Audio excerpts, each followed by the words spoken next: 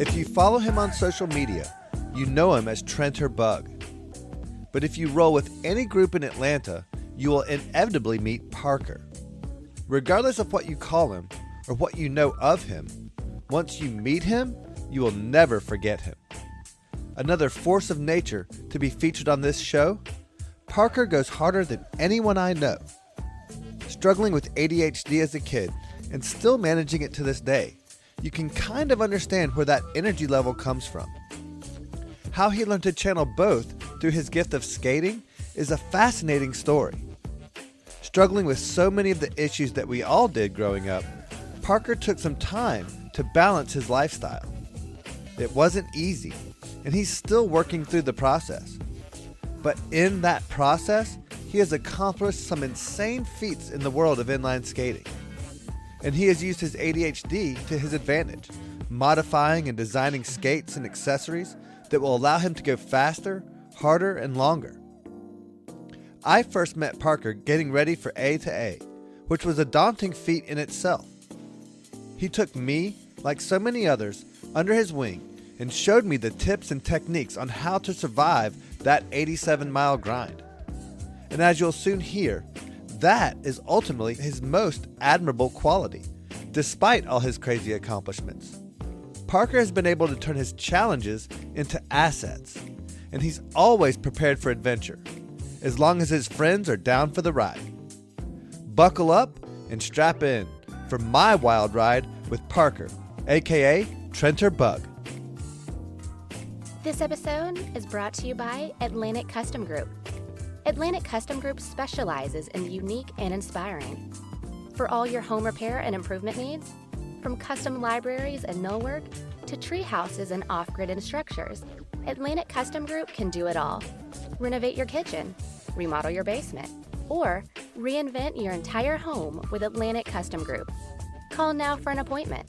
770-827-7591. Atlantic Custom Group, official sponsor of the Extraordinary Podcast. At any rate, I'll give my mom credit. She made sure me and my sister were well-traveled. Her favorite expression, which I loathed as a kid, she'd pick us up from school on Friday and be like, all right, flipping a coin. For what? She's like, heads we go to the mountain, tails we go to the beach. That does not mean we were well off enough to go to these places. This meant we were going to the utter shoestring, like sleep in the car while we were there for the 3 days version of the story. Her favorite word, and I hate this word, I try not to say it to this day, is adventure. If you know me, you'll never hear me say that out loud. Like, I'm not going to say it again on this podcast just for that reason. Because she would say that and go, we're going to go on one of those. I'm like, no. Because inevitably she'd run out of gas or burn something or lose something. And I'm like, God. And it would turn into a real adventure. Literally. See, I don't like that word. That. But because of that, number one, being well-traveled, you learn to appreciate other people, other cultures, other things. Because, yeah, get on a muscle car. We're right by the street. Anyway, Camaro.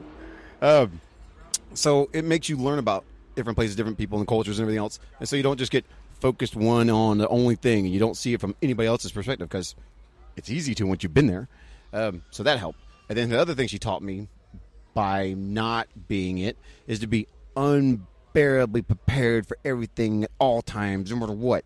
Like, there's always, whenever you get in the car, ever, you need to have at least sort of a change of clothes or a blanket or something. You need to have water, and you need to have food, and you need to have something to do. Everybody's like, something to do? I'm like, I was a kid with ADD. You had to bring like Legos or some paper or something in the car. Otherwise, I'm freaking the hell out in the back. And not because I'm going, hey, get out. It's just more like, I need something to do. And so because of that, to this day, I mean, I got my bag with me right now. So, you came to this interview fully prepared. Like, I'm drinking your drink. I'm using your power supply. That's right. Like, you totally are setting us up. That's it. I mean, so actually, we can, the Boy Scout. Once again, looking at his little list in front of me here, because I'm looking at his questions. What is the one item that you have to drag around with you all the time that costs $100 or less? Note on that $100, because all the rest of it would say iPhone, but that's not $100. So on his list, being prepared, I have my Leatherman, since you had asked. Leatherman with me every single day of the week, I have it with me somewhere close by to my person because inevitably everything goes wrong. And plus, being the guy that likes to make, build, and fix, hey, can you possibly? Yes, I can. Do you have one? Yes, I do. That's great. Be prepared. That's awesome. That's fantastic. So tell me, I'm really fascinated by your mom taking you on these adventures. Tell me one of your worst experiences from that, stories that you'd be willing to share, and what's one of your favorite experiences from one of those types of... Oh, favorite implies the A words usually worked out, which they didn't. Yeah. Okay, worst one. They're all bad. Let's just go with that. Jesus. I'm trying to think of like one that like, whatever. It was when we went to Hawaii. Yes, I know. Everybody's like, you went to Hawaii? Oh my God. I was like, so we went to Hawaii. She thought it would be a great idea to surf because she wanted to be like Gidget. All the old people on this podcast are going, Gidget! Every young person has no idea what I'm talking about. You have to be old, which my mom is, to get the thing. Whatever. It's a chick that surfed in like the 60s. Yeah, old anyway, TV show. Oh, man. And movies, too. Oh, that did Beach Blanket Bingo. Oh, yeah, Beach Blanket Bingo. See, this is where everybody's like, how old are you? Valley and all that. Yeah, nobody knows how old I am. It's perfect. So we went to the thing. She managed to surf and then managed to get the surfboard to pop her in the face. Multiple stitches. Knocked herself unconscious for a little bit. And then proceeded to have my sister drive her around Hawaii. For a little. That was terrible because my sister wasn't old enough to drive. I was going to say, how old was your sister? This is not good. All this is bad. So that's a bad one. I guess she would say the one that she likes the most about me is she drove off the road in the snow. It's near our house. She drove off the road in the snow in the ditch. We go away. We go back. We get another car. She gets in that car and drives. I get in the other car and drive. And we drive back to her house. I grew up in Winfield Hills. Nobody knows what that is. It's in the middle of nowhere. Augusta is 2.5 hours from Atlanta. Yay, and it sucks. Our house was 45 minutes from downtown Augusta. In the middle of the woods. It's right next to Clark's Hill, Strong Thurman Lake. So, anyway, it's hilly. It's terrible. Great. I drove that car all the way back there. I was 13 years old, and she didn't even think about that fact until we got home in the driveway. Later on the night, she woke up crying in the middle of the night, came downstairs, woke me up, was like, I'm so sorry I made you drive. I'm like, for what? And she's like, you're 13, you're supposed to do a job. So, I guess that's a good experience. It's an interesting one, if nothing else. Sure. Yeah, sure that. Yeah. It'll make a great story. I'm like, great. I got other stories. Trying to add to that list. So tell me about how you first got introduced into skating. Oh man. Where did that seed get planted? Well, according to my dad, we went to a homeschool kids function. I wasn't homeschooled. My sister was, but whatever. She's 2.5 years older. Yeah. So we went to a homeschool function at Red Wing Skating Rink, and we had the classic, fantastic Fisher-Price skates that don't roll. Had those. Did that. And then pretty much from that moment on, always skated at the skating rink up until I was 23. Yeah, 23. All the time. Every chance I got, every single chance, even when I didn't have a chance, I would go anyway. Divorced family, kid, everything else, right? Moved in with my dad. Still kept skating. It's always going. And what was the draw? Was it just a freedom, a escape, or just a place you could go kind of do your own thing? Or was it... Honestly, was it more about rolling? So this goes back to how lame I am. Most people go to the skating rink, especially when you get to middle school, sort of high school, right? And it's about the girls at the skating rink, and you're trying to impress and go on dates. Well, I didn't date. I didn't care. I just wanted to go fast and skate all the time. They even had a thing called all night, which is, kids stay all night at the skating rink and they sleep on the floor. Like a shut in. Yeah, I was like, wait. You said all night skate. The skate was in the word. What do you mean I'm going to sleep? No, I am never going to this ever. Are you kidding me? I wanted to skate the whole time I was there. It was stay up all night skating. I mean, going fast, push cart, pretty much everything you can do with a skating, like jump the thing. Every bit about that was just like, because once again, the ADD is just feeding off. I'm like, this is the best thing ever. So, yeah, every time I could go. And so people that inspired me along the way on skating, way back when I first started going to the skating rink, there was this pack of like 5 to 10 black guys. And the skating rinks in Augusta were very, not segregated, whatever you want to call it. Like I it was understand, that. Yeah. So I didn't like the other one. I went to the other one. So I went where mostly black people went, and it was the music was always better. The floor was 3 times as big, right? And they're open on weekdays. And my dad, because divorce family, had me Monday, Tuesdays, and Wednesdays, not on the weekends. So we'd go those nights. Loved every minute of it. And all the OG black guys were like, hey, look at this little young boy trying to keep up with us. Hey, yo, come here. Yeah, we can't have you making us look bad, so we got to coach you up here. And they taught me not really how to skate, but how to look good. Yeah, how Skate. to look good when you skate. Because they're like, you're making us look bad, so stop that. So, how to give you some style. it's something like that. And then the flaw in their process, they were like, we're going to teach you about Luther Vandross. If y'all know who that is, holla at your boy. Yeah. And like, Keith Sweat. I'm like, ooh, yeah, give me some of that. And then unfortunately, they're like, Some here's of R. that Kelly. 90s good stuff, Oh, yeah. So loved every minute of it. Go all the time. There's a guy named Cowboy. I never learned his real name because he would never tell us what his real name is. He'd show up.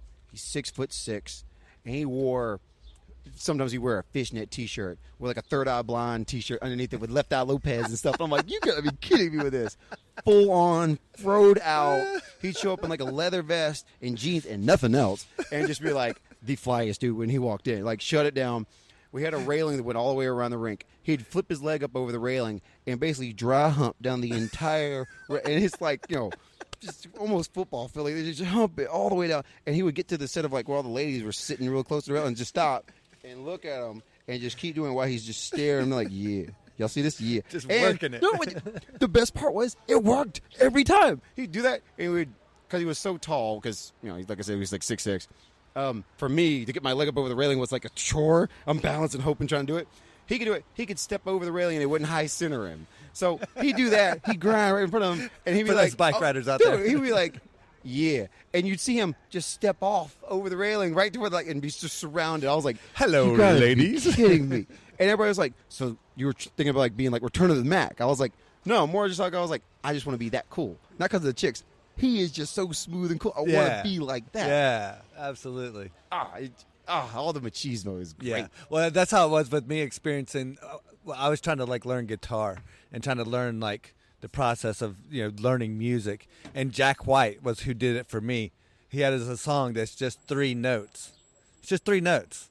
And like and any moron can play 3 notes. My kid can do that. But it's how you played those 3 notes that gave it this soul, this feeling, this to it, that just it turned it from 3 notes into music, into something magical. And that was the first time it was like that light bulb went off. I was like, okay, now it's just like that. It's like it's not about skating down the road. It's how you skate down the road and how you get you there. That makes the difference.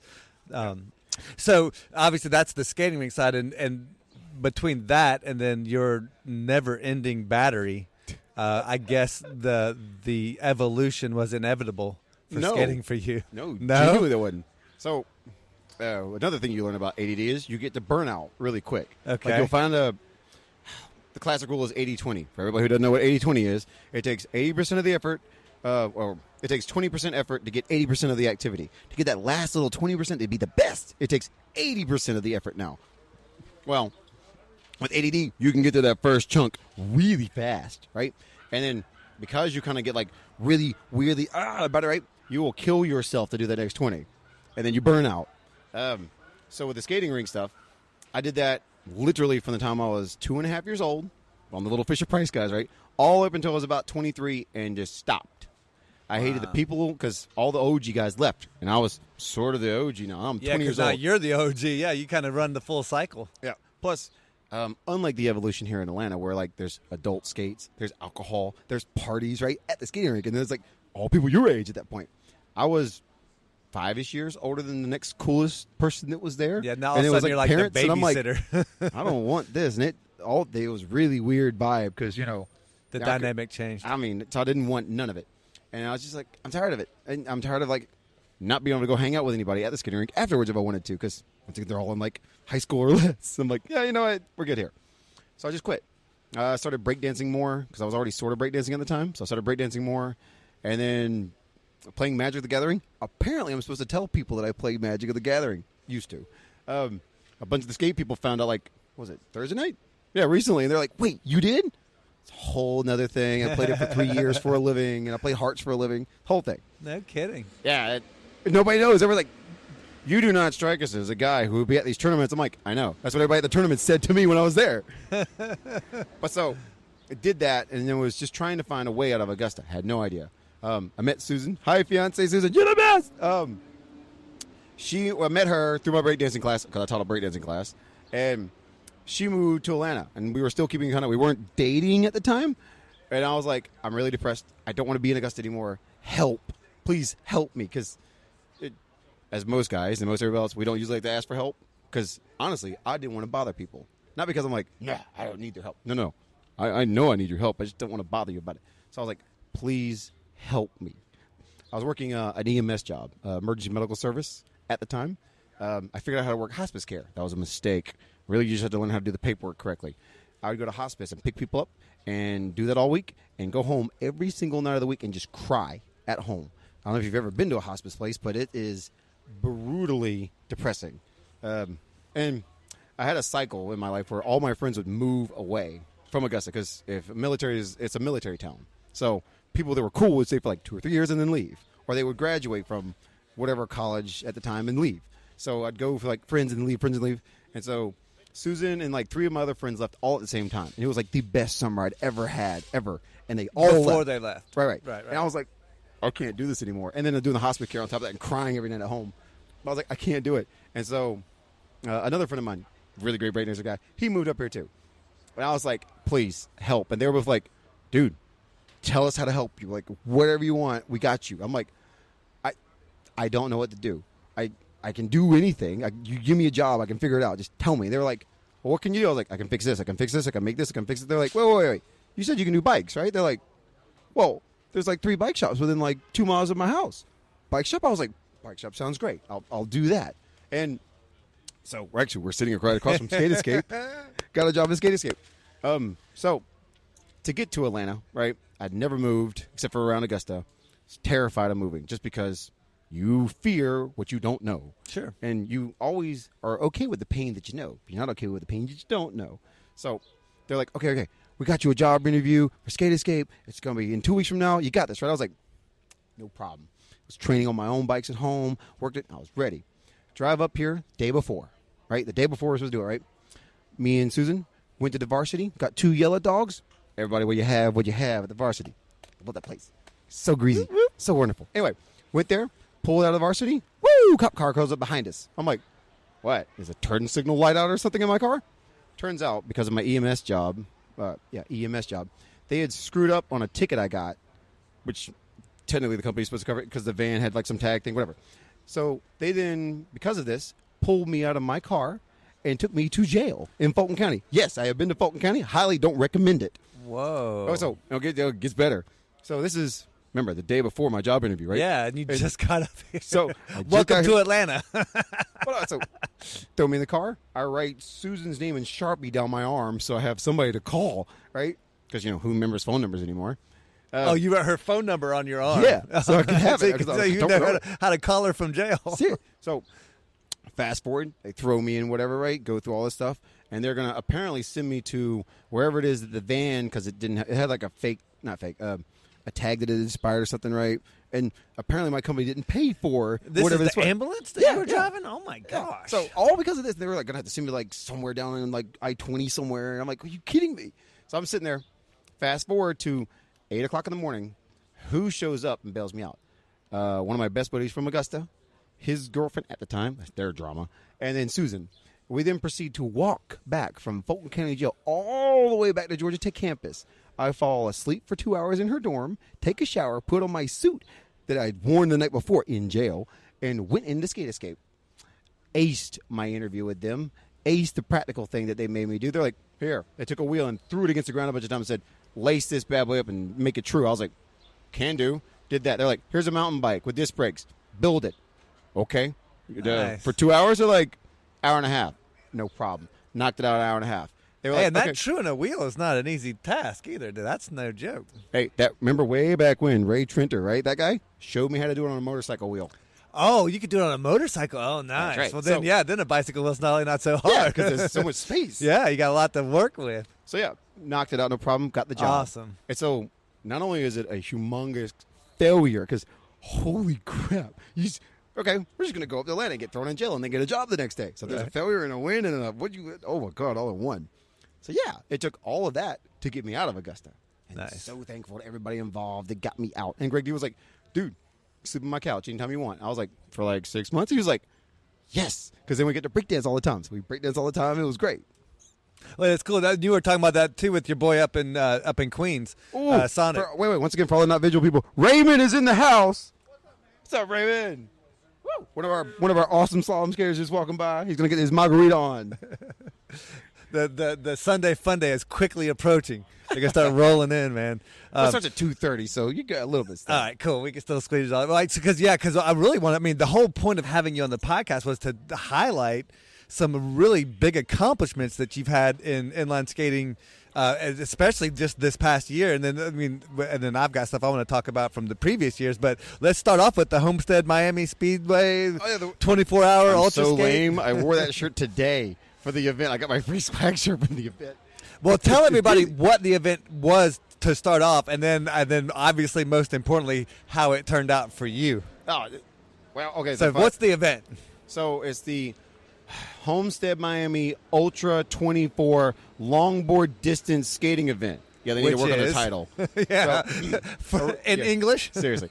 Originally, it's a 24-hour race, started this time, ended this time, for longboarders. And it's held at the Homestead Miami Speedway, which is basically a nice oval down there. Big racetrack. Right. How long around is it? Like a mile and a quarter, something like that? Mile and a half? Yeah, like a mile .4, mile .3, something like that. Yeah. I mean, it's because we do it on the infield area of it, not the actual bank. You get to skate on the bank if you want to, but why would you want to? Yeah, it's it's such a so pain. hard.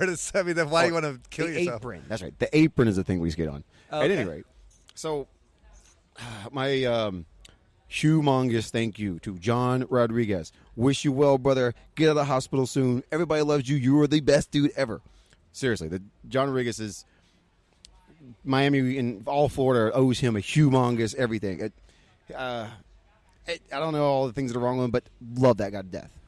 So anyway, so he went there one year because a bunch of roller derby chicks were like, we want to go skate this event, but they didn't allow inlines or quads or anything else. So it he was went just longboards at the time. Yep. Huh. So he went up to the promoter of the guy because he's like, he lives here in Florida. I'll go ask him. So he went and was like, could I bring a bunch of like roller derby chicks that will look awesome in like skimpy suits and like throw down like gangsters at this thing? They were like, are they going to pay? Yeah. Ball them. Bring on more people. Oh, yeah, Yes, please. Yeah. So they showed up. And they were so well liked, so well received, because they were like, yelling and screaming the whole 24 hours and basically had a party in the pits the entire time. John, you know what you did. You know you grilled out and made food for everybody. You know what you did. So they were like, hey, do you want to do it again next year? And then John was like, well, yeah, but I want more of my friends to come. Can we have inline skaters show up? They were like, sure. Yeah, why not? We'll bring them, right? And this is all pre-pandemic, right? Pre-everything getting locked down, shut down. Sure. And so at that event, let's see, backtrack. Oh, so going to go to Lamar this year again. Fail. Didn't get to go again. So that's the third year in a row it's been canceled on me. Good fun times. So that didn't happen. Then ADA got canceled. Virtual ADA, that was fun. Yeah, we're going to talk about ADA here in a minute. Okay. I got to skate with two of my friends out of Florida. Anyway, so that all got canceled. Everything got shut down and canceled. It was just, I was getting super depressed because I was stuck in Augusta. Everything shut down. I'm feeling trapped and alone. And then this little olive branch was put out there, and John was like, hey, you didn't forget about the event, right? I was like, what event are you talking about? Oh. You're actually having it. Oh, my God. So, God bless Florida, right? or more just like, actually, well, really, once again, God bless John Rodriguez. Yeah, exactly. He didn't even message me. I would have never remembered it. And because I was like, I don't want to train. I don't want to go out and skate. Because skating in Augusta by yourself is terrifying. You don't do it. Yeah. Like, you don't even want to bike by yourself. They actually, somebody cut my bike tire just 2 days ago in Augusta. Wow. Like, from one side to the other, razor bladed it. What the? Just cuz. Yeah. Anyway, so John was like, you should go still. I'm like, all right. I'll mask up. I'll you know what? I got a plan. I know how to do this and not feel bad about it. I'm going to go do it. And the plan is to skate around that loop as many times as you can for 24 hours, to be clear. Oh, sorry, I'm not making it more clear about the race. Yes, it is a distance race. So this year they allowed inline skaters and quads and everything else, right? You start at, I think it was like 8 a.m., and you skate from 8 a.m. all the way around the clock to the next 8 a.m. And it's how far do you go in that distance is like if you won, got first, got second, got third, or whatever, right? Yeah. Most people don't care about your placement. Most people care about how many laps did you do, how far did you go, or even just making it the full 24 hours would be my goal. I mean, just to survive somehow for 24 hours, because that's a monumental task in and of itself. You say so. I mean, for us mere mortals over here. No, just get the right positive motivation, right? Right. No, I can give backstory, I guess, but so. I'm sure he's been mentioned on this podcast many times before, but Sam Pistel, who were like 2 blocks from his house, He drugged me with him to go do a event called the 24 Hours of Montreal, which is what got me hooked on this in the first place. Same thing as what it is in Miami. 24 hours going around this track, and who goes the furthest wins, right? Went there, won that, beat him at it. It was a whole thing. Oh, When you started taking Sam to task? yeah, that. When I beat Sam on night skates, that's when I was like, I got him so good now. Hey, dude, for what it's worth, that is a affirmation moment. If you can even come close to hanging with Sam in any of these things, then you have reached a plateau that very few people will reach. It's more because goes back to a really lame story, which is also on his question list, but I never feel like competing. I'm not trying to win. That's never really my goal here. I used to back when I was a little kid. Jesus, all the way up until I was 18 years old, had so much fight and bitterness in me. Matter of fact, I was the worst loser on the planet of Earth. Like, if you beat me, we're going to play again until I win, and I'm just going to leave. Or my best friend back in high school, we played hearts, right? I was beating him all game, and then he beat me gruelingly, painfully for like an hour, and then he finally squeaked out the win. I left his house. I said, I got to go. Bye. Didn't even tell him a reason, just left like a real dick. And had that. Also, this is a full story of the thing. Why I'm not competitive anymore, which is why the 24-hour races work for me. Why A to A works for me, which is also one of the reasons why I don't like marathons. Because it's more you're competing against yourself at that point. Would that be a fair way to look at it? Kind of. A to A, and with the 24-hour races too, you cannot actively fight and compete and be angry and none of that can happen. You have to work with people. It's more about the journey than the finish, which is not the right saying, but fighting and competing, I don't care about. I'm not actually competitive. Yes, I know everybody's going to be like, but you do the barrel thing and beat everybody. That's not the point. You beat us up hills. It's not the point. I want everybody to come with me. Let's go fucking bomb this thing together, because it's always more fun with others. Like, if we cross the finish line and it's like for first place, but all three of us are holding hands, I'm more stoked than if I'd beat it by myself, because I'm like, dude, did you see what we just did? I just did the best. Well, and with inline skating in particular, in order to be the best or to get the furthest or any of that stuff, you have to work together. That's like correct. When you're doing A to A, if you want to finish in the top, you have to work with a group together to be in that elite group to finish at the top. Yeah. There's no, if you're trying to, or like any peloton, I think it's like a peloton. You have to be within the peloton to be able to win. If you try to go out there and do it all on your own, you can't. You'll just get sucked up. So, I know to be non-competitive. Skating rink, 18 years old, I had to win every night at the races, at the skating rink, or else my life was not complete, because I let that totally represent who I was as a person. I have to win. I had to be number one, because my dad taught me, if you're not first, you're last. Yeah, real not good lesson there. Yeah. At any rate, we did a race. Some out-of-town people came, and I was like, oh, yeah, I'm going to smoke these fools, right? And then my best friend at the skating rink tripped me up in the race. We didn't win. I didn't win. My soul is in this, right?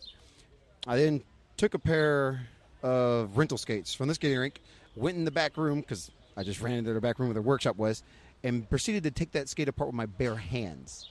Like, beat it into submission, like splintered it, destroyed it, right?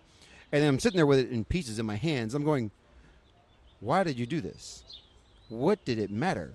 Because I'm thinking, why? Why did you just do this? Like, you idiot. And I was sitting there furious. I couldn't even see straight. I'm like, why did you do this?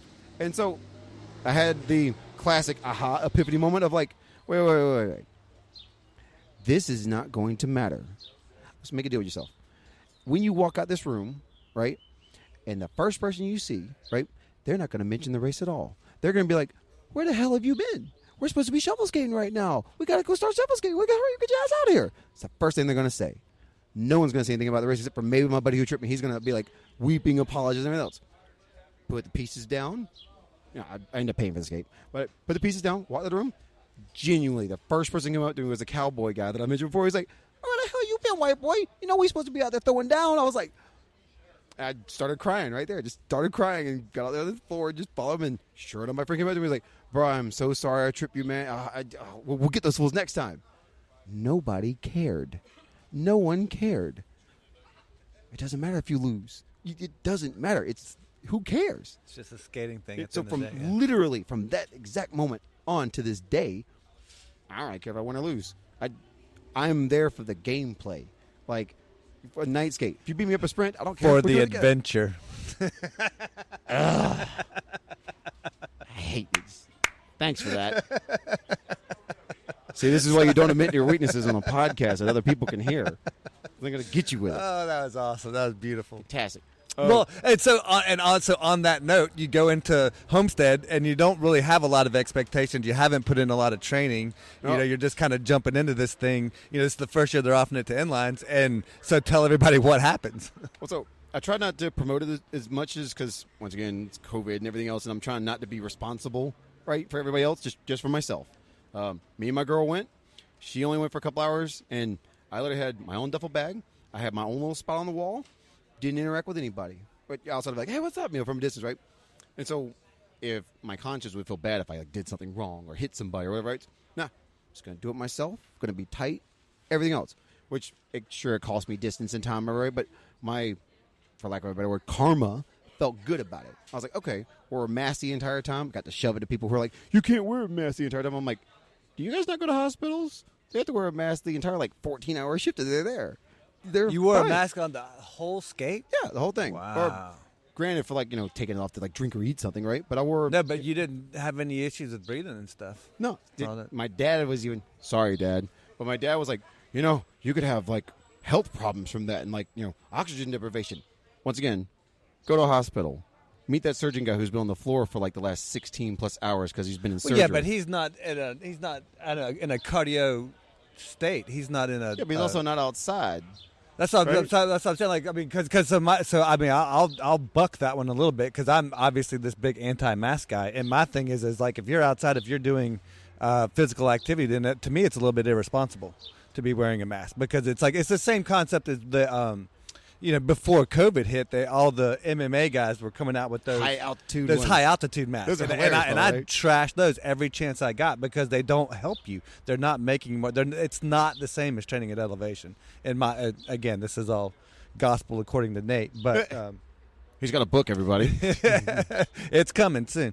But that's fascinating to me that you kept the mask on the whole time. Yeah, genuinely no problems. They didn't suffer at all because number one, temperatures perfect.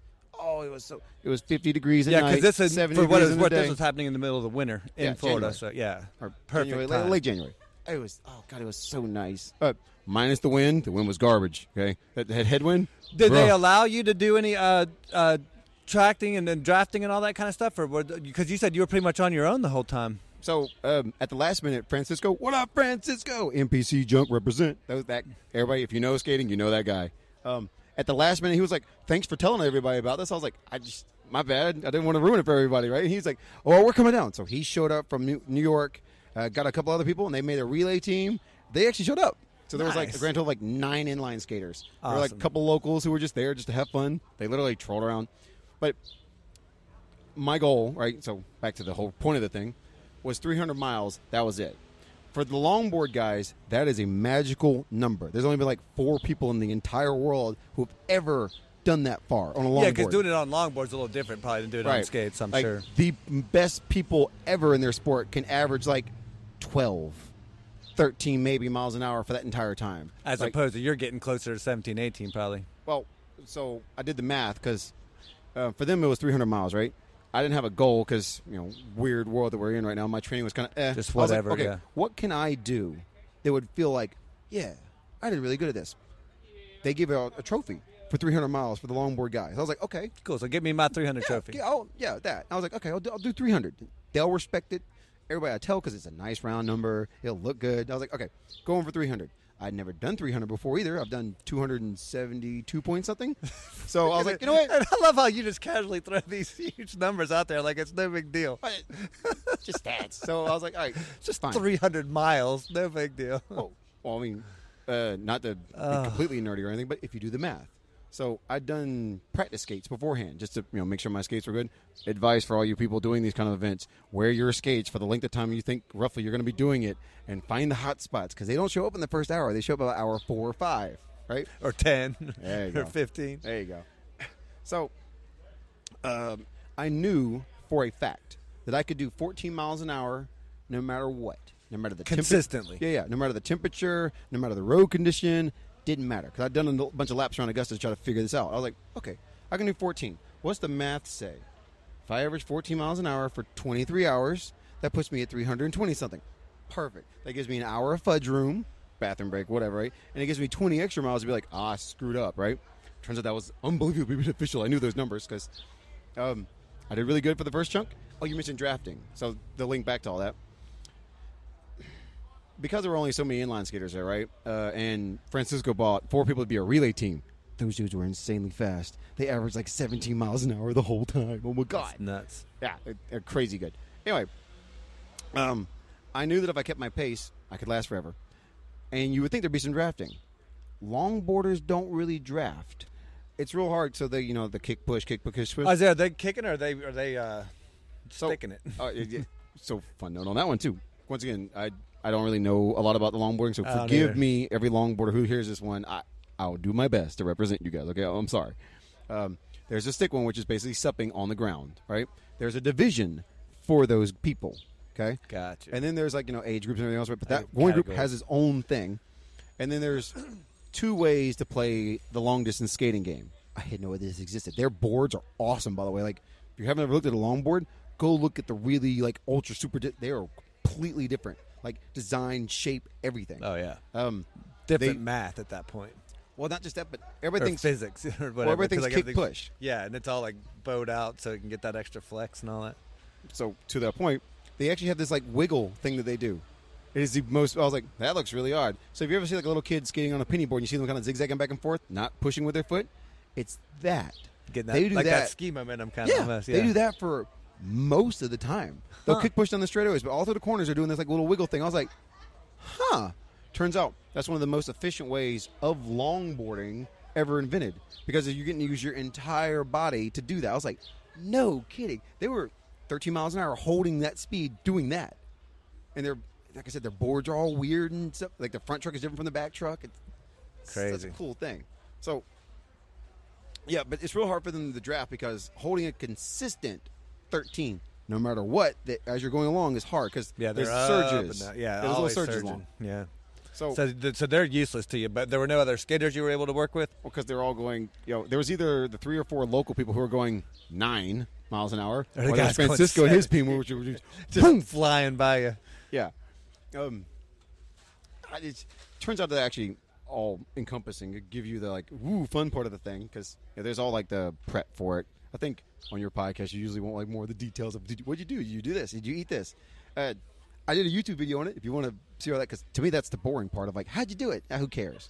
My favorite part was, because it's me, the people involved. So the whole time I'm skating, because of how fast I'm going, right, I'm just a smidge faster than the other longboarders that are out there and the other skaters that are out there. Francisco and his guys are just blur, right? They never talk to anybody. I'm out there for the whole time. Francisco and them took hour-long breaks and stuff, right? Yeah, because they're just everybody got to know who I was because I'm chatty. You're out there suffering with the rest of them for a long time. Yeah. So I'm chatting them all up there because everyone I go by, I'm like, dude, how you doing? Right? You doing good? I high-fived all the fellow skaters, high-fiving them, talking to people, and all of them were. I felt so bad. Some of them were really suffering. I was like, you guys can do it, man. You're gonna kill it, right? This one dude was on quads. First time he'd ever been on quads in forever, right? Whoa. He got to 100 miles. I wanted to hug him at the end of the night. I was like, you made it! But he suffered pretty much from about hour 6 to the end. He every stroke he did hurt. So every time I went by him, I was like, dude, you can make it every single lap, right? Yeah. Turns out though, long story, and I did this and did that and went here and went there, right, and whatever. I suffered, screwed up part of my thing, and then got back. It's getting towards the end. I messed up part of my nutrition thing, and I was like, all right, screw it. And I'm almost getting my time right, and I am hurting, right? You can hear me making terrible noises. I'm going all right. And at that moment, we're 2 hours from the end of the thing, right? At that moment, every single person that I've been going, you can do it, you can make it. Every single one of them were going, you can, and they said it back to me. All of them, because a bunch of them were done and sitting around. They're like, you can make it. So every bit of my energy I'd given out came all right that back to me. karma came full circle, man. I'm trying not to cry as I go around. Oh my god! Awesome. So that's so incredible. Who cares if you went 300 or not? That was way more important. Yeah, well, it's funny that you bring that up because that is what has always appealed to me about all the endurance sports. And for me, doing the longer distance triathlons, it's that camaraderie that you're suffering together and that and like you said, it goes from a competitive mindset of I'm going to win to, man, I just want to bring everybody along with me, and we're gonna finish this thing together. We're all going to figure out somehow, some way to get this thing done, and it becomes such a bonding experience. It's so much more of a fulfilling experience to me than a prize or a trophy. Won. Yeah, Who cares? Who cares? Who are you going to tell that story with?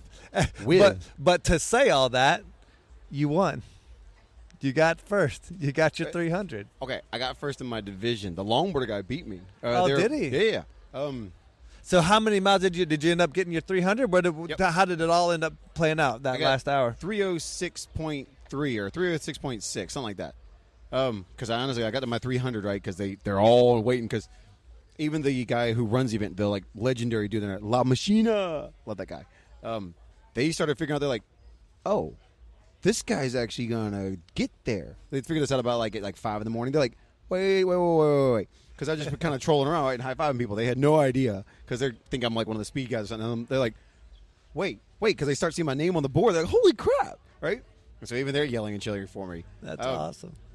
But no, they have one guy down there who's been trying to get the win and get the record for a while. I blanked on his name. I'm sorry, man. I follow you on Instagram. It's like Subi something on Instagram. He does Subarus. Dude, that's right. You've plugged about everybody you could, so you're doing pretty well. But I'm not trying to plug. Just shout-outs. I shouldn't say plugs. Shout-outs. Giving love. Always my homies. give love to the people who have given it to you. Absolutely. And if you make something really awesome, I'm going to tell everybody about it because I'm like, if it's awesome for me, I want somebody else to have it too, just so we can all go be awesome together. I know that sounds so lame or everything else, but dude, that's how we roll. If your skates are as good as my skates, we can go faster. Just go on this. Yeah, that. At any rate, he ended up now. You can look him up at the event if you. I can't remember all about him, but he now has the record for the furthest distance ever on a longboard in 24 hours ever. He beat me by 6 miles. Yeah, 6 miles or something. Not very far. And everybody's like, why couldn't you have just suffered for those extra couple hours? I'm like, honestly, all I wanted was my 300. That was it. Anything after that was gravy, and I just didn't care. Yeah. And plus, and that wasn't what it was about to begin with. No. Never was about that. No, I didn't. Who gives a F if I won? No, whoop-dee. I got my 300. Check. Had a great time. Check. And a huge accomplishment, man. And yeah, and then again, like you said, the memories and the experiences that you make along the way, along that journey, make it all worth it. Well, and it's cool because that's the reason why I wanted to cover that is because that's how it was a somewhat similar experience for me and how I met you getting ready for A to A. Oh, Stone Mountain, here we go. And so we want to be able to so that was one of the things that we had to make sure we covered in this podcast is the fact that for those who don't know, A to A is Athens to Atlanta. Woo! It's 87 miles? Yes, sir. From downtown to downtown, and it takes you through a lot of my stomping grounds, ironically enough, where I grew up and where I live now, and I got to have that experience right before COVID hit. Participated in the last one, and then COVID shut the world down and everything. And that's where I met you and Sam and all these guys, and y'all were doing these amazing Stone Mountain skates and taught me how to survive and how to get the right techniques, and I was so incredibly grateful for that. But Stone Mountain's the best. The reason why I wanted to there, it's worth it. The reason I wanted to have you and Sam on the podcast is because you guys are totally insane. So I go from Athens to Atlanta. Sam's more insane, but and Sam came up with this idea. I don't even know what it's probably been. About 10 years ago now. Yeah, he's maybe done it a few times. You A to A to A to A. Yeah, he started this trend, and you've jumped onto it where they leave from downtown Atlanta. So Sam doesn't have a car. Sam doesn't drive. He rolls on wheels to get everywhere he needs to get, but they're just not motorized. So Sam started this thing, and you guys leave from Atlanta basically in the middle of the night. Yeah, 10 o'clock. Skate the 87, 89, or it's even more than that because you're leaving from the house. So a little bit more than 87 miles down to Athens. Get there an hour or two before the race starts. Yep. And then I get down there to the race. Y'all are already down there. They hit the gun and we go. You guys are gone and still finished hours before me back to Atlanta. And I'm over here just trying to figure out how I'm going to make it. And you guys have already gone there and back, man. So how many miles did you guys average total for that A to A to A? Once again, you should have Sam. He knows every turn, everything backwards. I just know that it's 87 plus 87. That's roughly how we did it. Because when I did it with him, there's actually been 2 other people who have done it with him on skates. Ben Price and Caleb, I think it's Smith. I'm sorry, Caleb, I can't remember your last name. But they did it with him once as well. It's amazing. When I did it, I was like, no. I want to start at the skate park where it finishes. And simply, didn't matter. I'm doing A to A, okay? We're starting making at the it steering. official. And he was like, but I usually kind of cut like 1 or 2 turns of it, make it easy. I'm like, no, we're doing the route verbatim backwards. And verbatim forward. He was like, guys, what could you? Nope. I made him do the whole thing. And you know he's going to do it, too. He might moan a little bit, but he's totally He's down. Yeah, he's totally down. Okay, let's go. So, no, we did exactly verbatim the route, forwards and backwards. That's amazing. The only brutal part of it was he's actually fixed this now. Yeah, he's doing better, but he had like a heart thing, and he could only do 12 miles an hour all the way out there. Oh, my God. Like, see, that would have been perfect for me. That's right in my zone. That's right in my sweet spot. That would have been perfect. I could have kept up. You know the premise of, like, if you're running with somebody who runs a lot slower than you and their cadence is not the same as yours, you hurt when you're done because you're like, oh, my joints are Yeah, because it's all different, just messing you up. Yeah. So he ruined me all the way out there. So then we get there, and we were supposed to be there an hour early. We get there like 15 minutes before the start of the gun because he suffered. I'm like, so I'm trying to refill my water bottles, and they're running around like an idiot. Scrambling. All the way back. I was like, I hate you so much right now, Sam. That's okay. I got there scrambling. I was running late when I rolled in, man. We were screaming to just get to the start line. Oh, but shout out to Anna Zuber, shout out to Henry Zuber, shout out to everybody else, all the volunteers that helped put on that event. Yes. A to A is the best. Go do it. Yeah, and hopefully he'll be back this year. I'm looking forward to coming back. Hopefully.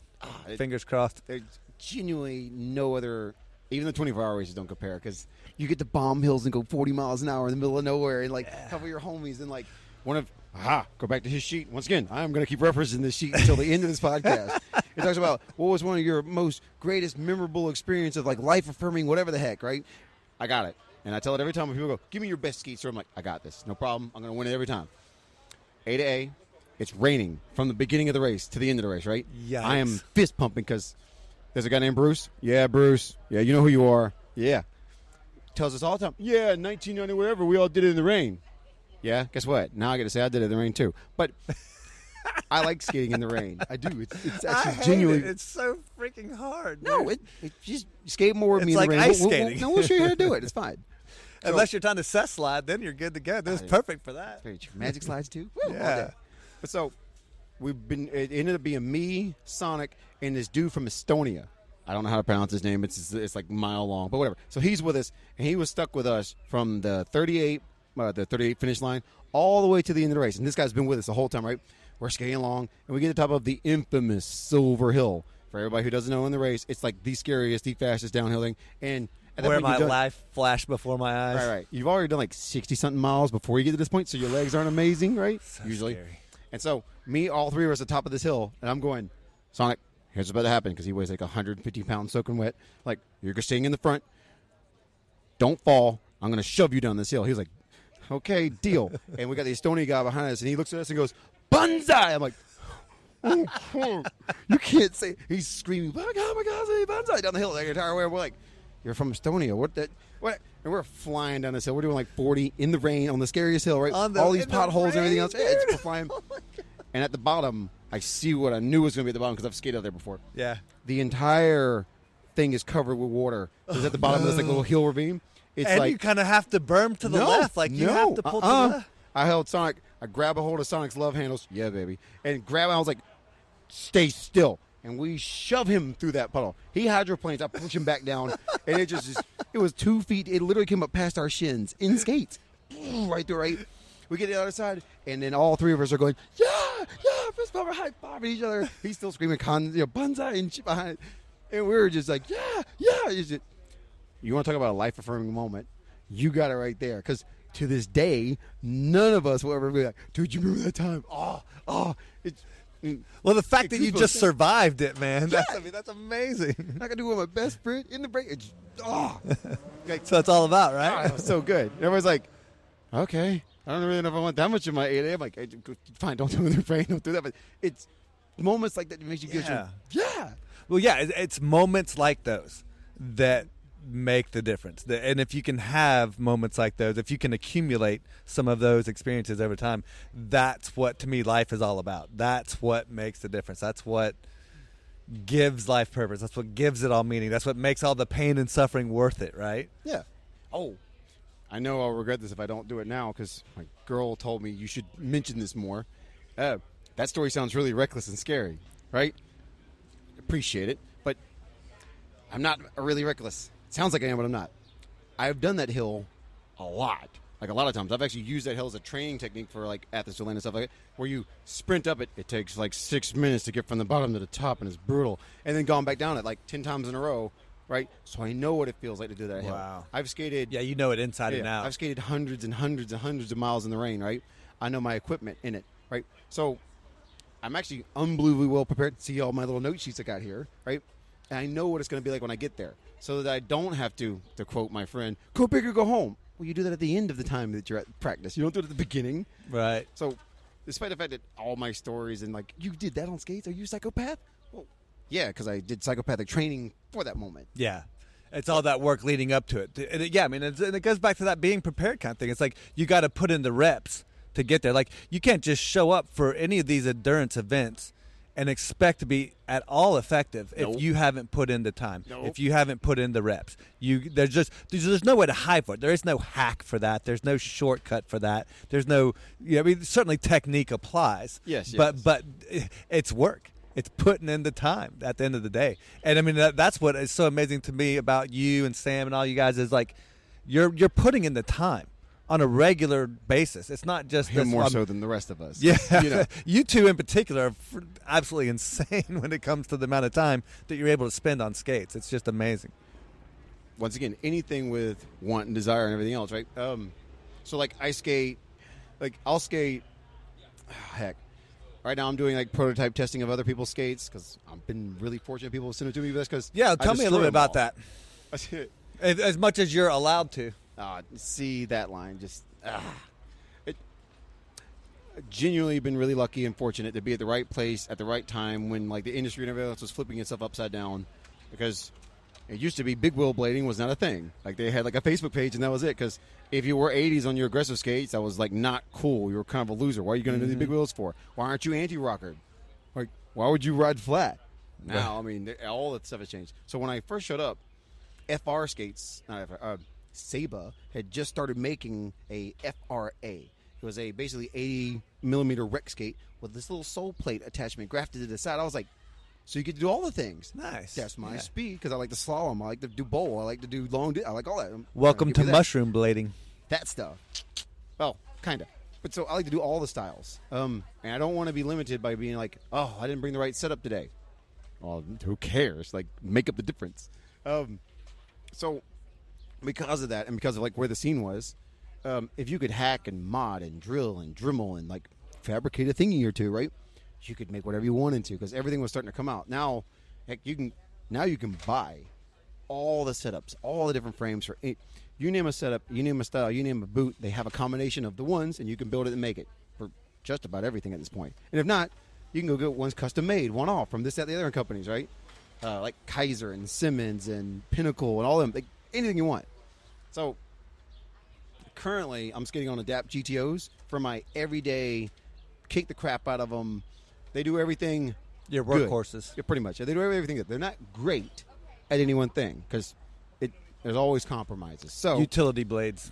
Pretty much, yeah. Because I made a little adapter plate for them too. Because nice. Of course I did. Of course, and right. I can do Machios and all those kind of grinds everywhere, right? But then in this exact same setup, without changing a thing, I can go do distance, because I used them yesterday. I did like, almost 50 miles yesterday. Yeah, you can pound out the miles with the speed crowd. Yep, and then I can also go do slalom, which we're about to in a couple minutes, right? Can go slalom. You're going to slalom with those as well, the same pair. Yeah, do barrel, all of it.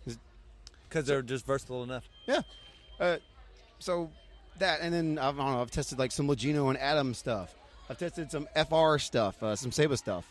And genuinely just because not looking to be sponsored. I'm not currently. Zero sponsorship. You're not sponsored by anybody right now. No, don't want it. No, it's fine. Yeah. But I'm fortunate enough, like lucky enough in my life, to be at a financially well-off position where I don't need people to give me their product.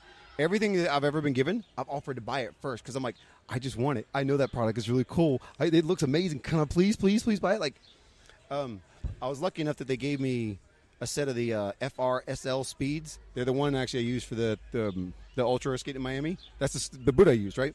They gave it to me, non-disclosure, essentially, like no pictures of it. If you take a picture of it, make sure it's like shaded and blacked out and everything else, right? But go test it. Okay. I offered to buy that skate 2 years ago when it was a prototype, and I bothered them once a month going, is it coming out yet? Can I buy it yet? Is it coming out yet? Can I buy it? Please, please. It's a great looking skate. Please, gonna try it. Nothing. Finally, thank you, Sonic, once again, because Sonic he runs a skate shop up in New York. He works with them. It was like, I think I can get you this skate. They offered it to him, and they were like, he's like, I don't really want it, but I know somebody who does. And so now we both have a pair. Awesome. And I don't know, even with a deal with Adapt, right? So I've gotten, once again, been fortunate enough, I've gotten to try his Super Leggera skate, which everybody should go check those out. It is Ferrari hot, and it just all customized, you completely pimped out. Yeah, over the top. Woo! Just check out his IG, like Adapt Blading IG. Woo! All right. Anyway, so contacting him, I bought a GTO because I was like, that's what I want. It's simple, it's clean, it could do everything. Perfect. I'm gonna buy it, right? I kind of screwed up one of those things, right? But I didn't complain. I just fixed the problem myself because I got a workshop, I got tools, I can make it. What was the issue? A little bit of weakness in the carbon, but that doesn't matter because his design has changed. That's like 4 years ago. Okay. Everything about his thing is completely different now. But so I messed it up. I was like, oh, well, that kind of sucked. But Were you trying to heat it up and remold it a little bit, or? no. Let's just say I skate really heavy, and I skate with a lot of torque. So yeah, I kind of bent and twisted and broke some stuff. But that's nothing new to his product. I did it to my FRs. I've done it to my Sablas. I did it to my Leginos. Well, that's what reminds me. How you remind me about Tom Heiser a lot is the fact you may not be sponsored and getting like that kind of a deal, but people know you as the guy who will break it down and who will take it down to its bare elements and find out where the weaknesses are. And I mean, you talk about like product development, product testing. I mean, like you're the definition of what that is, you know. And that was exactly like Tom. Like, I mean, that's how I know Tom Heiser in my mind is this guy in his shed back there taking apart a pair of K2 skates and redesigning them and creating the fatties, like literally coming up with new product design. But so I'm not really, once again, not trying to make a product, not trying to sell a thing, right? You're trying to make your setup the best as it can be for you. Yeah, that genuinely is all I'm trying to do. And if somebody wants what I've got, here, try it on. Like I've literally it creates a revolution. It creates evolution. And it creates more fun people for me to skate with. Right. I'm not. Here, come try this. My selfish motivation is I want more of you people out here. That's all it is. And what a beautiful goal. What a beautiful motivation, right? It's so even with your podcast right now, don't really want to do so. Despite the fact that my social media apparently is really good, I hate it. I loathe every minute of having to take the photos. I loathe every minute of having to edit them. I loathe every minute of having to upload them and do all the hashtags and everything else, right? I've literally got a copy and paste now for them, thank God. I don't like it. I don't care. If I never did it again, I'd be the happiest person on the planet. Only reason why I've ever done any social media, all that stuff, right? Instagram, but all of it is purely because my girl said, hey, because when we first started skating on the night skates here, there was 4 of us, right? And there was nobody coming out to Sunday Fun Days when I first started. She was like, look, okay, you're really cool, right? Sure. You do lots of fun things. I'm like, sure. She's like, post that and figure the math. Every 10 times you post, you might get one more person to come out. Do it for that. And I'm like, oh, okay, fine. And so ever since that, the only reason I'm posting is to try to get more people to come out. Not that I care about selling more product, because who cares? Well, because you don't have a product to sell, technically. I mean, you're not out there you don't have a skate you're out there trying to move, you don't have a brand that you're personally trying to promote. It's about the sport. Yeah. So, no, actually, I am promoting something, trying to get more people to come out. Yeah, but that's the sport. I mean, you're promoting the industry at the end of the day. Sure. You say industry, so it's about an experience versus a thing. Because everybody that I know is like, oh, I bought this car. Nobody cares. Oh, I went to the trip to Vegas. Yo, tell me about that. Because, experiences you can take with you forever. A thing will die and break. So I'm just trying to sell come on the Sunday Fun Day. You'll have a good time. I don't care what skate you show up on or whatever. Just do it. And I'm with you, like with the podcast. And obviously I'm posting a lot on social media too. And it's not because it's like does anything for you. But what I've come to find out is the world needs your social media posts. Oh. As stupid as that sounds and as dumb as that is, but like it's needed. It's people have come. We live in this. The world is what the world is. We're living in a digital society now. This social media. It's certainly not going away. It's not going. And there's. I mean, Lord knows there's enough of the bubblegum bullshit out there with the stupid TikTok dances and all the fake. Come on, I'm good at those. Looking at a certain way on Instagram and all that kind of stuff. But like the world needs people like you posting up positive, good thing. Like the industry needs you. Like, I mean, if you think about because triathlon and both inline skating are two industries. I'm calling them industries, sports, I guess maybe would be a better term. Lifestyles. Absolutely. But they are on the cuspice. We all know inline was dead for a decade, at least for 20 years. The inline was. See, I wouldn't know about that because I wasn't back then. You predate me. Like, I literally picked up inline skating when I was like 27 or 28. Yeah. I didn't inline skate at all. Yeah. Well, so we were able to see like the industry die. We were able to see everything just disappear. I've seen the YouTube video that everybody references. And then the same thing with triathlon. You saw the Ironman come in and cannibalize the sport, and it just almost destroyed it. It almost eliminated the sport, the organization as a whole. Because that white bread y'all guys sold was terrible. Huh? The white bread y'all made? You don't remember the Iron Kids little bread things? Those were That's nasty. totally That shit was disgusting. Yeah, don't buy that bread. Go get some better stuff. It goes to show you how screwed up that branding is. I mean, Ironman is promoting distance activity, and their Chattanooga Ironman that they just got wrapped up is sponsored by Little Debbie. Sweet. No, I don't know if that works out, but I'm going to go, that'd be great during the middle of it. Just, hand me one during the middle. Gummy bears and those, man. Hey, and on race day, that's fantastic. But to use a product that's like, so opposite of what you stand for and what you believe just shows all the flaws in what they're trying to do. But I don't even know where I was going with all that. Wait, I got you positive spin, though. Positive spin. Do this Ironman, and then you can eat the Little Debbies that you want. I like that. I'm like, yes, please. Well, it's just funny because that was exactly why I did all that stuff, was because it allowed me to just eat whatever I wanted to, whenever I wanted to. You're not going to have donuts and go out and skate? Yeah. No. Can't That's hardly beat it, destination man. right there. But now, in all seriousness, with you're laying some groundwork for some future plans with both your career and what you're hoping to do with skating and all that kind of stuff. If everything goes according to plan, what does it look like in 10 years? See, here's that interview question, everybody. Where do you see yourself in 5 Well, no, I 10 mean, years? I'm not trying to say, no, I don't, well, what to, blah, blah, blah. But like, what does the ideal everyday look like if everything goes according to plan? What does it look like? Have a job that's mobile, that I can take and move to place to place. So if I want to go, if I get in with, like, say, Delta, right, because air aviation stuff, I can go to Miami, and I can go live there if I want to. I can go to New York and move there if I want to. Colorado, any Delta hub city, great.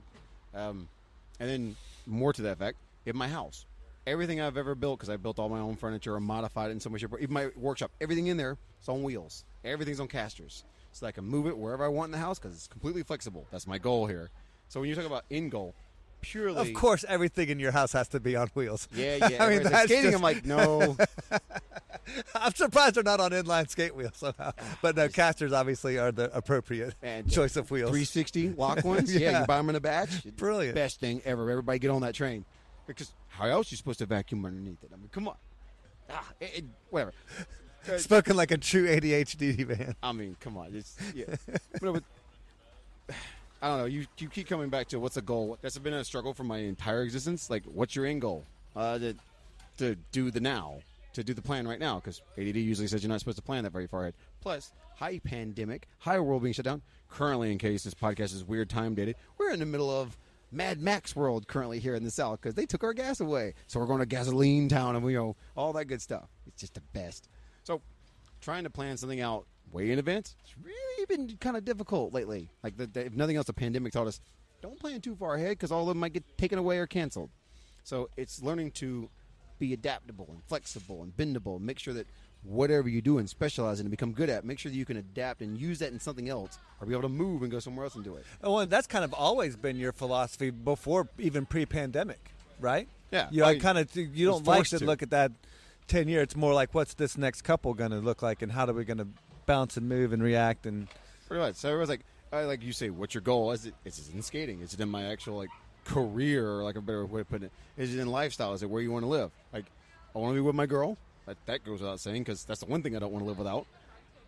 All my stuff, it's stuff. You could burn it, and I could just get a receipt for it and go buy it all over again or make it myself. So none of that matters, really. But Oh yeah. I'll use it once again. I can use his questions. It's something about when you do activities like. How do you enjoy spending your time, and what's an ideal day for you? Well, that's an easy answer for you. That's why I never asked. No, but it's a cheat though, because I wrote, because I'm a loser. I wrote down notes on what I thought my ideal day was, and it had like this. And tell me, go to a nature's beach because they're the best ones. Yeah, Hall over in Miami. What's up? Go to a skate park. All that. Right? I mean, it's all on the list. But then I thought about the list, and I was like, wait, because then there's another one about who do you like to spend your time with, this and the other. I was like, wait. All that is a lie. Every one of the things I wrote down the list is not true. Because, sure, I could go to, Hall over in Miami. I could go there for the day at the beach. And I could go to the skate park all day. And there's like a skate park really close to it, too, right? I got all that, but I don't actually want to do all that. I really don't. If there's not a person going with me or a group that I'm meeting at those places, I don't want to go. I couldn't care less. You want me to go to the beach and sit there by myself? I won't do it. You want to go to the skate park by myself? I don't want to do that, right? The real answer to both those questions essentially was people. What do you like spending your day, or what do you like spending, what's an ideal day? With my people that I like the most. People that I want to go do stuff with. It doesn't even matter if the activity's crappy. Like, I'll go help you move if I really like you, and you're offering me, like, free pizza? What? I'm there, right? Because you're fun. It's a good activity. Like, heck, like, even rock climbing. Once again, don't like rock climbing, but I'll go because awesome people I know are going. They actually extended the, they're like, hey, do you want to come hang out? I'm like, yes, 100% yes. Which is why, like, all the suffering and everybody's like, homie, how do you just suffer through all those activities? I'm like, well, it's not really suffering. We got cool homies there. To be flexible, to be able to go. Somebody calls me and goes, hey, we're going to go do this for the weekend. I'm like, well, let me ask my girl. But yeah, we down. Just to be able to go, let's do it. Yeah, it's like lay all the groundwork, have all the pieces in place, and then you're ready to react. So then whatever comes at you, you can make the best of that situation and take advantage of whatever opportunities come about as a result. That is pretty much the whole thing. I mean, you look at my skating, you look at my skates. Flexible, adaptable to any type of, like, well, we're going to go do distance. Good thing I'm in the right setup. How are we going to do something? Good thing I'm already in the right setup. And, I don't know, we're going to go do this today. Okay, great. I'm so lame. Even my wardrobe is that. It's all like dry fit or like some sports athletic clothing that can, like, I can wash it in the sink and put it on the next day and it's dry and it's clean and go to the next thing. And just to be able to do that. I've got a grab bag, for God's sakes, like at all times. Even my like little toiletry thing is already pre-built. Everything, I just grab it, throw in the bag, walk out the door. Yeah. Well, like, I want to come up with a whole clothing line that's adaptable God. like that can be that versatile, that have that whole thing. That. If you need to know, like, not the brand sponsor anymore, but I'm literally wearing half of what it is already. And you got like Lululemon button-up shirts. They're short sleeve. Bro, you can literally wash those in the sink and they're dry like in an hour or two. And their pants. I'm not a big fan of Lululemon, but if we're talking about them, I got to plug them, dude. They've got some pants that are so versatile. If you don't like them, go with the Piranha ones. The Piranha No, pants, I love them. I think they're amazing. Like, even wherever Raymond went to, he's got a pair of them now. He's like, dude, like, once again, sink, done, dry, perfect. And they look good because you can fake it because you can, if you wear a belt with them, wear that button-up shirt, go down that nice restaurant right there, right? If you want to go a little gangster, you can unbutton a couple buttons, right? And, like, roll them up on the bottom. You can go beach cruising with that outfit, too. So, awesome. So, yeah, ability in 10 years, be flexible enough in my education /work /job to be able to, I need to move. I need to get out of here. Do it. Or if the industry changes, I still have the ability to, in my field, move around. Yeah. That. I like that's that. Your That adaptability. You like to be able to have that adaptability, which is funny because, I mean, that's exactly what you are now. So really, it's just in the continuation of the path you're already on. Really, all style. And I've noticed that with people who have some things figured out in life. It's like when I asked that question about the 10-year, like, what does it look like on down the line? Inevitably, it's just a continuation of what they're already doing. It's just a little bit more of what you're seeing today. It's just a little bit bigger, a little bit better, a little bit more of what they're already doing. And that lets you know you're on the right track. That's how you know you're onto something, man. I hope so, but we'll see in 5 to 10 years. Right? We'll come back to you, and we're going to make sure you're still living an extraordinary life, for sure. Ooh, that should be like the closing thing of his thing. Segue. Well, we will go ahead and start wrapping this thing up because you've been an awesome guest. We've covered a lot of ground. I know you're anxious to get out there and start playing. Tell everybody where they can find you. Or are you willing to put anything out there? Plug myself. Yeah, this is plug your business. Let's see. And our local homies. If anybody you want to give shout outs to, our local businesses that support our sport. See, that one I'm better at. Yeah, we'll do both. And there's a few, and if you don't mention them, I will. Oh yeah, perfect. So I'm sure you got them Roll covered. ATL. What up, There you go. Tisha? That's- Local skate shop. that's Best what I was one looking in the for. South. Yeah, everybody go there, get your stuff.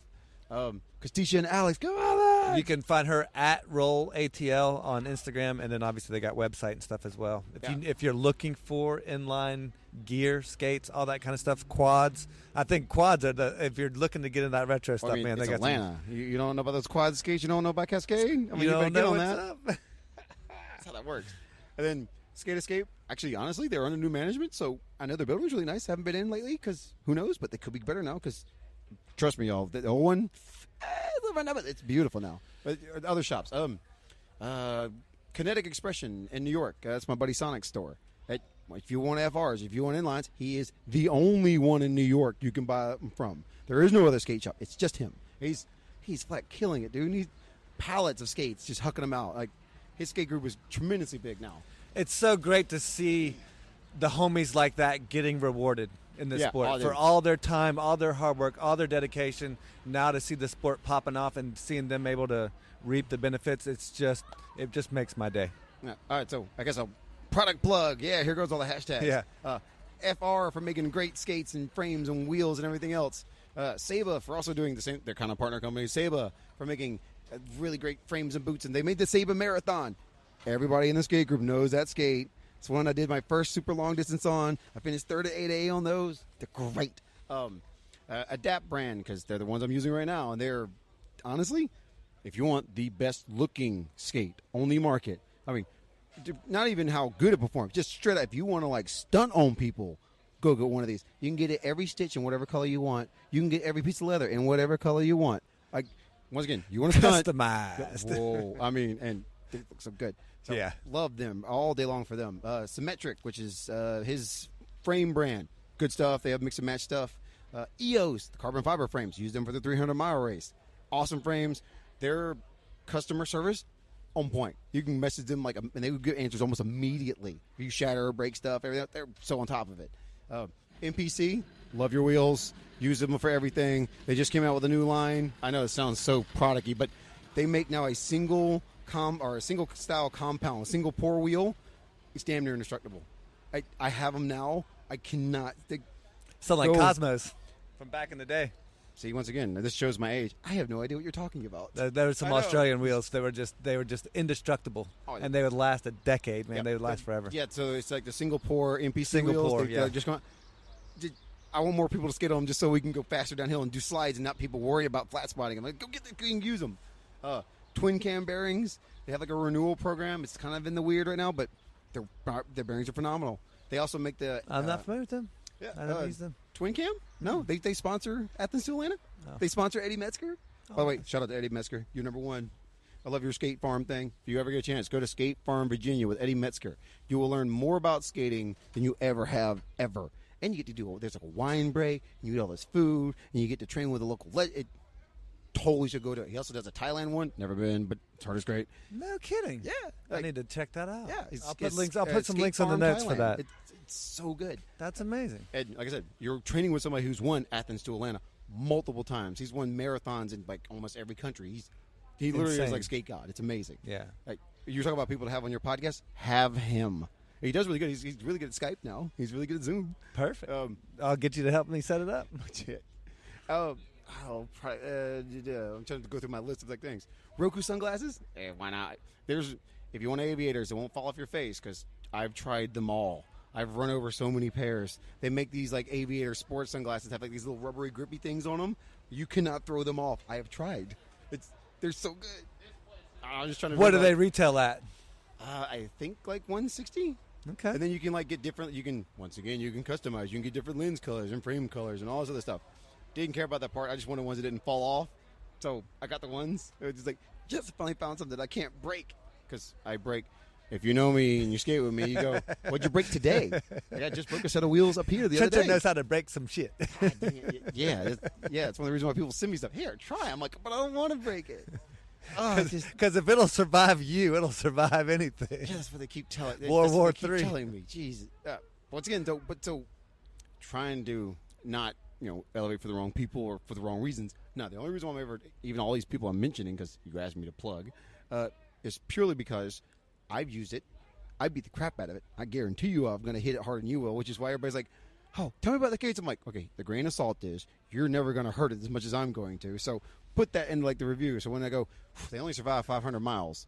That's my miles of That's 500. your 500 miles, right? Yeah, I'm going to do like That's a hard 500 miles for sure. that.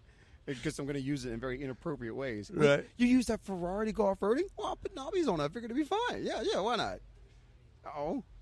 I just, the ones that goes back to the little box thing, and I don't want to be put inside the box. What do you mean I can't use this skate for this? Watch me. I'm going to do it anyway. And the Eddie Metzger guy, he can do more in his speed skates than I can in my do everything skates. Once again, skate dot all day. I'm like, how? Puts on his speed skates with no socks, didn't even lace them up, and can do stuff that I can't even still to this day do in my like actual good skates with socks and laced up. And he's just like, oh, just do them. Yeah. It makes you realize you're on a different level. That's right. So yeah, extraordinary would be him. And when everybody goes, do you ever feel like you've made it? Nah. Go meet that guy. Well, and that's what's so inspiring about all of this stuff. Like, because people will look to, like, I look to you and your accomplishments, and I'm like, wow, that's amazing what Parker's been able to do. But then Parker's got Eddie that he looks to, that he's able to say, wow, look at what Eddie's able to do. I guarantee, or even Sam. Yeah, I've only done 300. He's done 300 plus multiple times. And I guarantee you that they have somebody that, and it may not even be within skating, it may be something else, but that they have something that they're looking up to. Everybody should meet the Wolf one day. He's like 70 something now. He had the world record for longest distance on skating 24 hours for a decade plus, and he was 50 something when he said it. What? Wow. It's this French dude, and he lives. He's a French professor of like psychology. Awesome. He had like a couple of things written. It's real hard to translate his stuff, right? But that dude's amazing. He's the ultimate version of mind over body, because that's what his whatever it was, right? I've seen videos. Fortunately, I got lucky to see a couple of YouTube clips of him. He did the 24 hours of Montreal and 24 hours of Le Mans. And that would be cool. I've tried for 3 years and they've canceled it. It's a whole thing. It'll get there. But so the video of him at the end of the race, right? When he set the distance, right? He is hobbling. Like, when you start skating real hard and you're pronating and you can't get out of it and you start duck waddling and you like it hurts to walk. Yeah. You'd actually be faster if you took off the skates. Right. He's doing that for like the last few laps. And you see him at the end, he crosses the line and two of his buddies come running out to literally hold him up, right? He couldn't stand anymore. They're holding him while he's giving his interview, right? He still did the interview perfectly. But his body had completely broken down. Like, it didn't work anymore. But he did. Which means he purely just said, no, I'm going to finish this and get the record. I was like, wow. Okay. That's a mental mindset right there. He could just put himself there and be like, no. Doesn't matter. Sam tells a story of when Sam lost to him. They did 23 hours in the rain.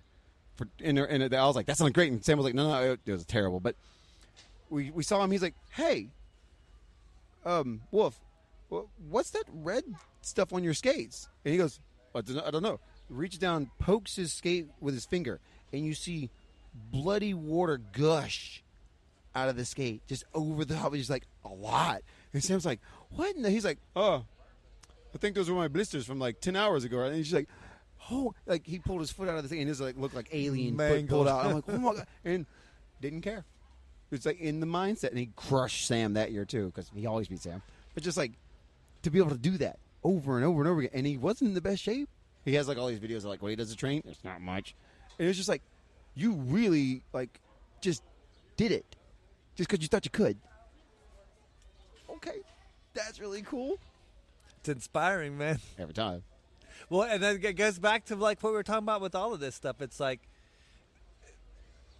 up until recently, I've always just said like you, I don't want to put anything out there. I don't want to deal with any of that kind of crap. But like that dude needs to put that stuff out there because he's inspiring you, and then you're going to go inspire these folks out here in the park, and then they're going to go inspire somebody else, and it's like it's that cyclical effect, man. It's that perpetually living an extraordinary life.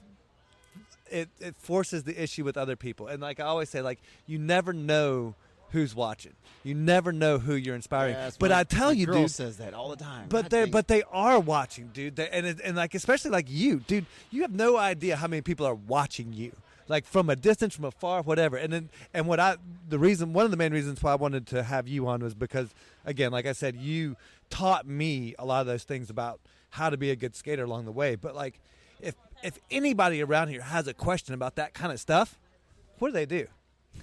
Hey, Trent, dude, what's up, man? Yeah, how do I do it? It's like, you are the resource. Like, and it goes back to, again, like what I was saying. I talk about this in a lot of other aspects. It's like becoming an expert or becoming a master at what you do. Once you're really good at what you do, once you become known for that, then all these other opportunities arise. All these other things surface as a result of that. And like, you are like the epitome of that example when it comes to inline skating. Well, so I got one for you. I got just one of his last questions on the list, which I'll use to close it out, was what is the story you want to be remembered by, and how do you want to be remembered? Perfect. Well, I honestly don't want to be remembered, really, but regardless. Well, that's It's unavoidable. better to live in infamy than fame, baby, because infamy is forever. Fame, There you go. But Fleeting. So, full circle rap. Oh wait, I'm supposed to. You can find me at the Trenter on Instagram, and I think I'm the Trenter Bugg at Instagram, aren't you? Something like that. We'll have links in the show notes. At You can Trenter tell how much I Bugg care about this, right? God. on Instagram and Facebook, Trenter Bugg, Yeah, something like that. I And I'll think have I links to got a YouTube everything. with not very many videos. Yeah, that. I'll put links to all of it. That. So what? The closeout. You mentioned inspiring people and being extraordinary and all this stuff, right? And asking John Rodriguez, who, God, we love you so much, John. Get better. We go down, me and my girl in Florida. We go to Hollywood, Florida, because we're there for a trip, and try to hit up the local skate scene. Nobody's responding, and this one dude was like, "Oh yeah, I got y'all guys. I'll show you around. Come on." Show up, and it's John, and he had just won a raffle at the New York whatever the heck to go skate 8A, and that's why he met up with us. He's like, "Can you tell me about 8A?" I was like, "Dude, I got you. Like, here's what it's about. Here's what it's gonna be like." He was like, his eyes were just getting bigger and bigger. Like, oh God. What are they getting myself into? I was like, no, you'll be fine, man. You got this. It's going to be amazing, right? And we're skating on the Broadwalk. It's not a boardwalk. It's a Broadwalk because there's no boards on it. Oh, nice. They let us know that multiple times. So we're skating down, right? And it's Florida. And all of a sudden, boom, it just comes apart. Like, it's like torrential downpour. Just It starts raining, pouring down rain. Crazy, right? Hurricane style. And I was like, no big deal. He's like, no big deal. What do you mean? I'm out there doing like, I'm skating like I normally do, right? Him and my girl run underneath an umbrella, and I'm like doing laps back and forth, doing power slide because it's raining and it's fun. And he tells my girl, he's like, your boyfriend's a psychopath. Like, for real. He's out there doing like double pushes, like speed skater stuff in the rain. In the rain. On the Broadwalk. That is crazy. With this dude, right? And For what it's worth, I completely agree with him. he was just like, nuts out there, right? And John was so nice to us, though. Like, and we were like, yeah, man, it was great hanging out with you, great skating. And like, we're cool. And he's like, do you want to go out to eat? We're like, we would love to go out to eat. Went to this place, showed us around. Everything. It's so nice, right? Fast forward, like 2 months later, we are at A. We're at they do like the big host meeting or whatever at the beginning, the speech Henry gives. And John's sitting there, and he got there early. I don't know why. I got there early because I wanted to see friends. He's there, and he's sitting all by himself, just sweating bullets, just looking around, nervous. He's just kind of like, sorry, I was like, dude, what's up, man? Long time to see you from Florida. He was like, yeah. Yeah, I was like, hey, dude, you want to go do a lap around downtown? He was like, dude, I thought you would never. Thank you, God. We got up, did a lap around downtown, came back, and he was like, that's what I needed right there, man. Like, thank you so much. I was like, nah, man, just paying it back, dude. So, yeah, and he tells everybody, he's like, I've told so many people about your weird psychopathness skating in the rain. So if I could have anything to be constantly remembered of or reminded of, it'd be stories like that, where, like, full circle comeback with that guy, and then because of him, I got to do my 300 miles. All because of that guy that just randomly was like, yeah, dude, I'll skate with you in the rain. Well, and that's what it's all about, man. Like, that's I see that happen time and time again with this podcast, and I see that happen time and time again in our industry of skating. You have a brotherhood. You have a level of, like, connectedness with everyone, so you can roll into a new town and you can have that connection and have that somebody to kind of lean into and to be there to support you and to help you, and it all comes full circle, man. And it's a beautiful thing, brother. It's a beautiful thing. But you're driving it, though. You don't realize. Well, I hope you realize it. You're driving a lot of it, and it was like when Tom was in this town. He was a driver for this industry. He created a presence and a scene here that we have reaped the benefits of, like people like Julian and half the people that will show up today. Like, it's all a result of that work. And like, you don't realize it, but dude, you're doing work, man. You're doing important work, even just having fun. I'll take it. It's pretty cool. It's very cool. Well, hey, man, I'm going to let you get to it. But Parker, Trenter Bugg, There you go. thank you for your time. Thank you for what you're doing. And thank you for pushing the limit, dude. I'll end with this. Like, everybody, when I told them about the first time I was going to do A to A, they were like, holy crap, you're never going to make it. What are you doing? It's stupid. You're just, it's insane. It doesn't make any sense. And when I first started training for it, I get an hour or two in, and the wheels would literally start to fall off, and it just wasn't coming together for me. And I started having some serious doubts. I started really questioning. I was gonna downgrade to the half distance and only do half of it, because I just didn't think that I had what it was going to take. And then I found out about you and Sam, and I found out that you guys were going from Atlanta to Athens and coming back. And I was like, you know what? All right, forget this crap. If they're gonna do that, then I can at least finish the damn race. That's right. And it was such an inspiration to me. And you and Sam in particular, you guys inspired me. You guys, like, I would not have done that whole race if I hadn't known that you guys were doing that much more. So, like, it wasn't enough that you were doing the race, but you were doing that much more, dude.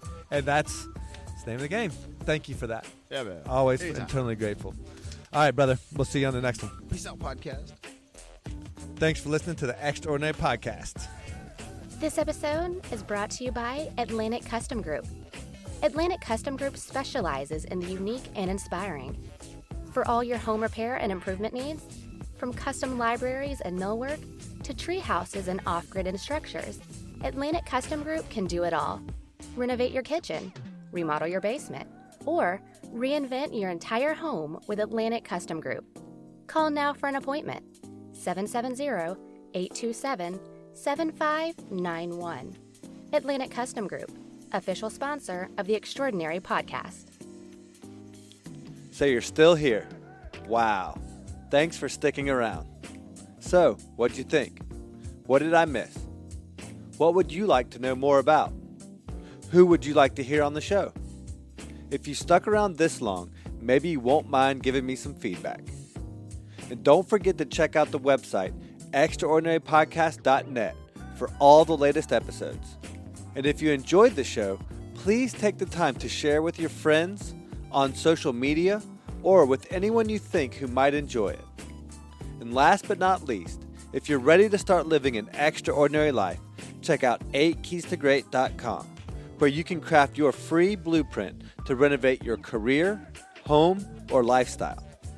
The program is free, but you have to do the work to unlock each key. And finally, if you'd like to speak with me directly, you can book a free 30-minute Zoom call directly through my Calendly link on the contacts page.